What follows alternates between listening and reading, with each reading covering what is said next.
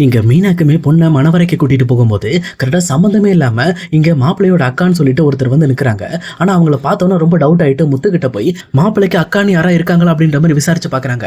ஆனா அப்படி யாரும் இல்லைன்னு தெரிஞ்சுக்கிட்டு அப்பனா இவங்க ஏமாத்திருக்கும் போது தான் இவங்க ஏதோ பண்றாங்க அப்படின்ற மாதிரி புரிஞ்சுக்கிறாங்க.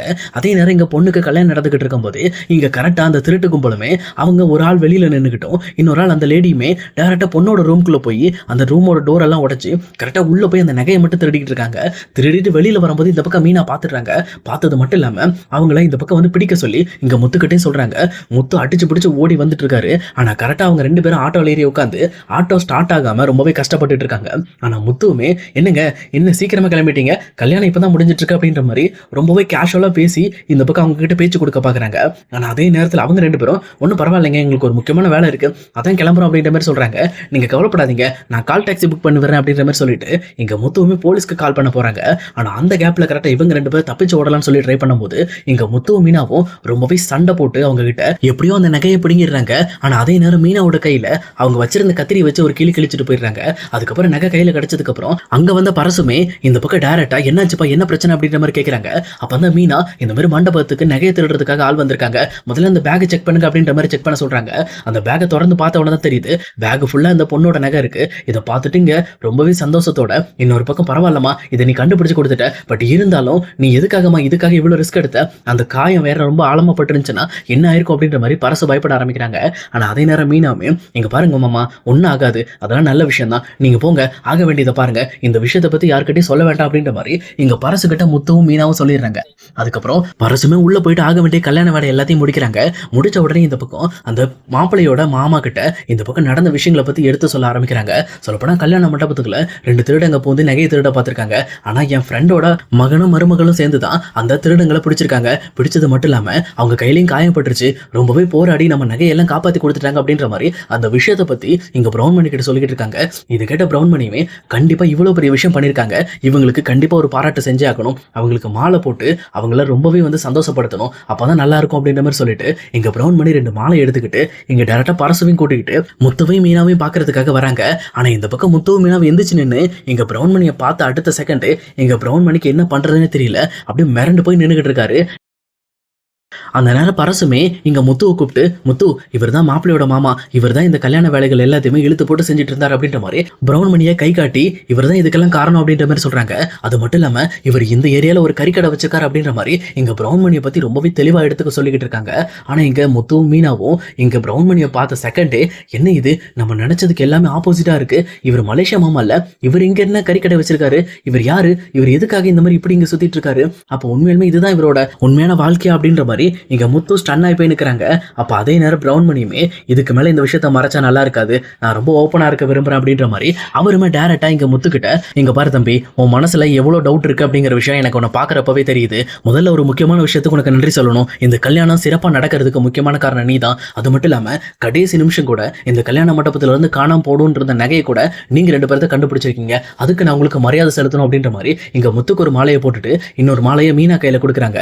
நீங்க இந்த மண்டபத்துல செஞ்ச சிறப்பான செயலுக்காக தான் இது, அது மட்டும் இல்லாம நீங்க ரொம்பவே தெளிவா யோசிக்கிறீங்க, நீங்க ரொம்பவே நல்லவங்க அப்படின்ற மாதிரி பேசிட்டு அப்ப கரெக்டா அங்க இருந்து பரசுகிட்டையும் நீங்க போய் பொண்ணு மாப்பிள்ளைய பாருங்க, நான் கொஞ்சம் முத்துக்கிட்டையும் மீனா கிட்டையும் பேசிட்டு வரேன் அப்படின்ற மாதிரி இங்க பிரவுன் மணி சொல்றாரு.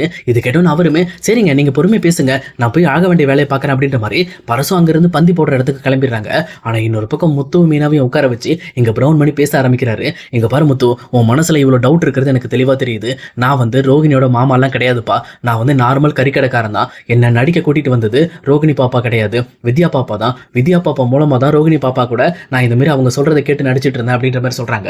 ஆனா இது கேட்ட முத்து ரொம்ப கோபத்தோட என்னையா நீ இப்படி சொல்லிக்கிட்டு இருக்க, நடிச்சேன்னு சொல்லிக்கிட்டு இருக்க, பெரிய மனுஷனா நீ, உன்னை போய் நான் நம்பிட்டு இருந்தேன் பாரு, நீ ஒரு மலேசியா மாமா மலேசியால இருந்து வந்திருக்கேன்னு சொல்லி உன்னை போய் மரியாதையா பேசிட்டு இருக்கேன் அப்படின்ற மாதிரி முத்து கோவப்பட ஆரம்பிக்கிறாங்க. ஆனா இன்னொரு பக்கம் பிரவுன் மணியுமே இங்க பாரு முத்து நீ கோவப்படுறது சரியான விஷயம் தான், ஆனா என் சைடு இருக்கிற ரீசன் நீ கேட்டுக்க அப்படின்ற மாதிரி இங்க பிரவுன் மணி தன்னை பத்தி சொல்ல ஆரம்பிக்கிறாரு. அவருக்கு சினிமாவில் நடிக்கணும்னு ஆசை இருந்ததால இருக்கிறதாவும் அந்த ஆசைக்காக தான் இங்க அவர் வித்யாட்ட சொல்லி வச்சிருக்காரு. ஃபர்ஸ்ட் டைம் நடிக்கிறதுக்காக உங்க வீட்டுக்கு வந்திருந்தேன். ஆனா அவங்க இந்த மாதிரி நீங்க யாருங்கிறத சொல்லாம ரியாலிட்டியா நடிக்கணும் அப்படின்ற மாதிரி சொல்லி என்னை ஏமாத்தி நடிக்க வச்சுட்டாங்க. அதுக்கப்புறம் வேற வழி இல்லாம ரோகிணி அவங்களோட வாழ்க்கையை காப்பாத்த தான் இப்படி பண்றேன், அதுக்காக நீ எனக்கு நடிச்சு தான் கொடுக்கணும்னு சொல்லி என்ன ரொம்பவே வந்து கட்டாயப்படுத்தினாங்கப்பா. சரி, நம்மளால எதுக்கு ஒரு பொண்ணோட வாழ்க்கை கெட்டு போகணுங்கிறதுக்காக தான் நான் ஸ்டார்ட் பண்ண விஷயத்தை இவ்வளவு நாள் கண்டினியூ பண்ணேன். ஆனா ஆல்ரெடி நான் ரோகிணி கிட்ட சொல்லிட்டேன், இதுக்கு மேல என்னால் நடிச்சு கொடுக்க முடியாதுன்னு சொன்னப்போதான் அங்க ரோகிணி அவங்க அப்பா இறந்த மாதிரி ஒரு கணக்கை காட்டி வீட்டுல என்ன நடிக்க சொன்னாங்க. அதனாலதான்ப்பா நானும் அவங்க சொன்ன மாதிரி நடிச்சு கொடுத்தேன். மற்றபடி என் மேல எந்த ஒரு தப்பும் கிடையாது. ஆனா இப்ப கூட நீ உங்க வீட்டுல போய் இந்த உண்மை சொல்லணும்னு சொன்னா கண்டிப்பா நான் உங்க வீட்டுல வந்து இதை சொல்லுவேன் அப்படின்ற மாதிரி இங்க பிரவுன் மணி சொல்றாங்க. இது கேட்டோன்னா முத்து மீனா இருந்துகிட்டு, சரிங்க அப்பனா நீங்க எங்க வீட்டுக்கு வாங்க, இந்த கல்யாணம் முடிஞ்சிருச்சுல, ஈவினிங் இன்னைக்கு எங்க வீட்டுக்கு வரீங்க. வீட்டுக்கு வந்து நீங்க பண்ண விஷயம், ரோகிணி இதெல்லாம் பண்ண சொன்ன விஷயம் எல்லாத்தையுமே எங்க வீட்டுல இருக்கிற எல்லாருக்கிட்டையும் நீங்க மன்னிப்பு கேட்டு சொல்லணும். இதை சொல்லிட்டீங்கன்னா நான் உங்களை விட்டுருவேன் அப்படின்ற மாதிரி இங்க மீனா சொல்றாங்க. இது கேட்டோன்னு இங்க முத்துவுமே என்ன மீனா சொல்லிக்கிட்டு இருக்க, இந்த மாதிரி ஃபோர்ஜரி பண்றவரை வெளியில விடணுமா, இவரெல்லாம் ஜெயில பிடிச்சு கொடுக்கணும் அப்படின்ற மாதிரி கோவப்பட ஆரம்பிக்கிறாங்க. ஆனா மீனா இருந்துகிட்டு, இங்க பாருங்க நம்ம கண்டிப்பா புரிஞ்சுக்கணும், அவர் ரொம்ப நல்ல மனுஷன் தான், அவர் சூழ்நிலை காரணமா தான் ரோகிணிக்கு ஹெல்ப் பண்ணியிருக்காரு. இதுக்கு மேல நம்ம அவரை கஷ்டப்படுத்த வேண்டாம். அவர் நம்ம வீட்டுல வந்து எல்லாருக்கிட்டையும் மன்னிப்பு கேட்டு உண்மையை சொல்லிட்டு அவர் போயிட்டே இருக்கட்டு, நம்ம அவரை தொந்தரவு பண்ண வேண்டாம் அப்படின்ற மாதிரி இங்க மீனா பக்காவான ஒரு ஐடியா பண்றாங்க. அதுக்கேற்ற மாதிரி இங்க கல்யாணம் முடிஞ்சதுக்கு அப்புறம் ஈவினிங் டேரக்டா பிரவுன் மணி கிளம்பி இங்க அண்ணாமலையோட வீட்டுக்கு வராங்க. இங்க அண்ணாமலை வீட்லயுமே முத்து எல்லாருமே இன்னைக்கு யாரும் எங்கேயும் போயிடாதீங்க, இன்னைக்கு கண்டிப்பா இந்த வீட்டுல ஒரு சம்பவம் இருக்கு, அது மட்டும் இல்லாமல் இது நடக்கிறப்ப நீங்கள் எல்லாருமே இருக்கணும் அப்படின்ற மாதிரி இங்கே முத்து எல்லாருமே வீட்டில் இருக்க வச்சுட்டு இருக்காங்க.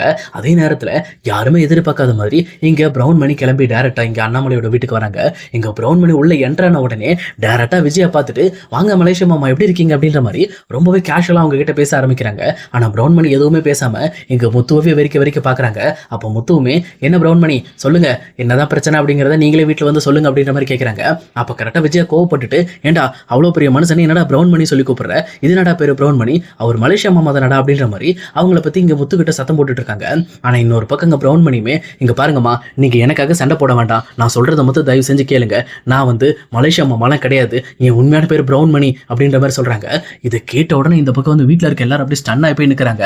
இன்னொரு பக்கம் ரோகிணியும் பார்த்துட்டு, என்னாச்சு மாமா, ஏன் இப்படி சொல்றீங்க, ஏன் மலேசியா மாமா கிடையாதுன்னு ஏன் இப்படி பண்ணிட்டு இருக்கீங்க, உங்களுக்கு ஏதாவது பிரச்சனையா அப்படின்ற மாதிரி கேட்கறாங்க.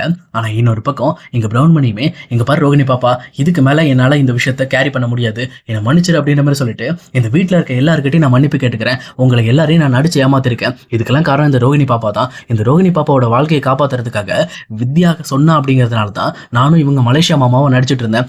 ஏன்னா முத்து வந்து என்னை கண்டுபிடிச்சிட்டாங்க, இதுக்கு மேலே என்னால் என்னை மறைக்க முடியாது, நான் வந்து உண்மையிலுமே அவங்க மலேசியா மாமாலாம் கிடையாது, ரோகிணியை பற்றி எனக்கு எந்த விஷயமும் தெரியாது, என் பேர் பிரவுன் மணி, நான் வந்து இந்த மாதிரி ஒரு கறிக்கடை வச்சிருக்கேன், அது மட்டும் இல்லாமல் பரசு வீட்டுக்கு கல்யாணம் பண்ணி வந்திருக்க மாப்பிள்ளையோட மாமாவே நான் தான் அந்த மாப்பிள்ளையோட மாமா அப்படின்ற மாதிரி எங்க பிரவுன் மணி எல்லா உண்மையும் ஓப்பனா போட்டு உடைக்கிறாரு.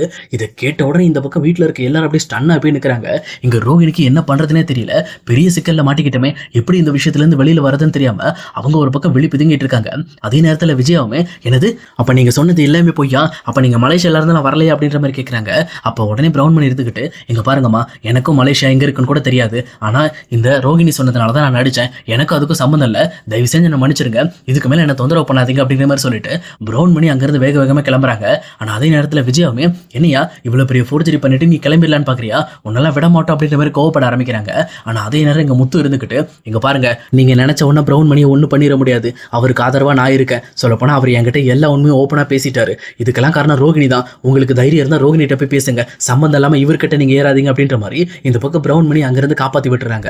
ஆனா அதே நேரம் இங்க விஜயா ரொம்ப கோபத்தோட இங்க மறுபடியும் ரோகிணியோட கணத்துல பலார் அற விடுறாங்க. அற விட்டது மட்டும் இல்லாம, என்ன ரோகிணி இதெல்லாம், அப்போ இவர் மலேசியா மாமா கிடையாதுன்னா உன் மலேசியால இருந்து யார் வந்திருக்கா, நீ உண்மையிலுமே மலேசியால இருக்கிறியா அப்படின்ற மாதிரி கேட்கறாங்க. இந்த பக்கம் ரோகிணி எதுவுமே பேச முடியாம அப்படி விழி பிதுங்கிக்கிட்டு இருக்காங்க. அதே நேரம் முத்து இருந்துகிட்டு, ஆமா நீ இப்படியே பேசி கடைசியில் இந்த ரோகிணி கிட்ட ஏமாந்து போயிட்ட, மலேசியால இருந்து வந்தாங்க பணக்கார குடும்பம்னு சொல்லி கடைசியில் அவன் பையனுக்கு எந்த பொண்ணை கல்யாணம் பண்ணி வச்சிருக்கேன்னு தெரியல, எல்லா விஷயத்தையும் ரொம்ப டீட்டெயில்டா கேளு அப்படின்ற மாதிரி இங்க முத்துவுமே விஜயாவை ஏத்தி விடுறாங்க. அதே நேரத்தில் விஜயாவுமே, இதுக்கு மேல இந்த வீட்டில் நீ இருக்கக்கூடாது, முதல்ல வாயை திறந்து உண்மையை சொல்லு, இல்லை இந்த வீட்டை விட்டு நீ வெளியில போ அப்படின்ற மாதிரி இங்க பயங்கர கோபத்தோட அவங்களும் ரோகிணியை போட்டு அடிக்க ஆரம்பிக்கிறாங்க. இன்னொரு பக்கம் வீட்ல இருக்க எல்லாருக்குமே பயங்கர ஷாக் ஆகுது.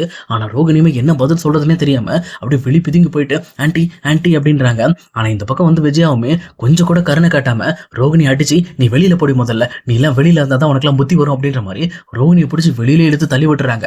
ஆனா அதே நேரத்துல எப்பவும் போல மனோஜுமே தம்மியா தண்ட மாதிரி நின்னுகிட்டே இருக்காரு. அவருமே ரோகிணி கிட்ட என்னாச்சு என்ன விஷயம் அப்படிங்கறது கூட கேட்காம ரோகிணிக்கும் அவருக்கும் சம்மந்தமே இல்லாத மாதிரி ஏதோ ஒரு மூணாவது மனசு மாதிரி நின்னு வேடிக்கை பார்த்துட்டு இருக்காரு. ஆனா வெளியில வந்த ரோகிணியுமே இங்க விஜயோட குடும்பத்தை பார்த்து ரொம்பவே டென்ஷன் ஆக ஆரம்பிக்கிறாங்க. அதே நேரத்துல தாயின் தப்பு எல்லாம் வெளியில வந்துருச்சு, இப்ப என்ன பண்றது அப்படின்ற மாதிரி ரொம்பவுமே வருத்தத்தோட இருக்காங்க. ஆனா விஜயாவுமே இங்க பாரு எனக்கு தெரியாது, எப்படியாவது நீ யாரு என்ன அப்படிங்கறத எனக்கு நிரூபிச்சாகணும். முதல்ல உங்க அப்பாவை கூட்டிட்டு வா, உங்க அப்பா வந்தா மட்டும்தான் மறுபடியும் உன்னை இந்த வீட்டுக்குள்ள சேர்த்துக்குவேன், இதுக்கு மேல உன்னை இந்த வீட்டுக்குள்ள சேர்த்துக்க மாட்டேன், ஏன்னா இவ்வளவு நாளா உன்னை நம்பி ஏமாந்ததெல்லாம் போதும் அப்படின்ற மாதிரி இங்க விஜயா ஒரேடியா கதவையும் சாத்திடுறாங்க. ஆனா வெளியில இருக்க ரோகிணியுமே பயங்கரமா அழுதுகிட்டு இதுக்கு மேல நம்ம லைஃப்ல என்ன பண்ண போறோம், சொல்லப்போனா இப்படி இந்த வீட்டுக்கு எல்லா உண்மையும் தெரிஞ்சிருச்சு, இன்னுமே பாதி உண்மை தெரியலதான், பட் இருந்தாலும் நம்ம ஒரு பணக்கார பொண்ணு இல்லை அப்படிங்கிற விஷயம் இவங்களுக்கு தெரிஞ்சதுக்கு அப்புறம் இப்படி நம்மளை அடிச்சு துரத்திட்டாங்களேன்னு சொல்லி ரொம்பவே வருத்தப்படுறாங்க. ஆனா இன்னொரு சைடு இங்க மீனாவுமே இங்க ரோகிணியை பத்தி கொஞ்சம் வந்து சேடா யோசிக்க ஆரம்பிக்கிறாங்க. ஏன்னா ரோகிணி என்னதான் தப்பு பண்ணியிருந்தாலும் மீனாக்கு கொஞ்சம் மனிதாபிமானம் இருக்கிறதுனால அவங்களுமே ரோகிணியோட இடத்துல இருந்து யோசிச்சு பார்த்துட்டு மனோஜ் ரொம்ப விரும்பினதுனால தான் அவங்க இப்படி பண்ணியிருக்காங்க அப்படின்ற மாதிரி இங்க ரோகிணி சைடா கொஞ்சம் யோசிக்க ஆரம்பிக்கிறாங்க.